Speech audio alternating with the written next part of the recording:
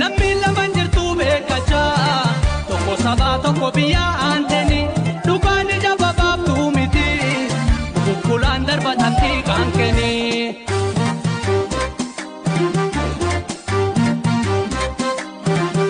nafarta gootota kaleessa taddasa alamuu qixxeessa agarii eenyutu wallaale goota koo badhaadha salaale miidhamee yoo dhabe dhugaasa ni du'aa yookaan ni ajjeesa kan abbaan rabee gubbuudhaadha goonni yoom sarma tuttuqaa nafarsaa gootota kaleessa abishee fi baarootumsa waaqoleen jaada gala raasa elemoo saayiba rasaasa mi'aatii qincaaluu dammi asaffaa kooshaaroo lammi lagasaa wabii goota goota nadii gammada.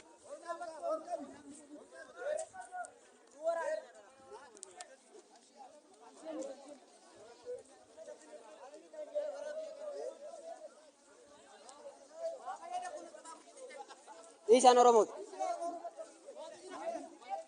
Buka era babu.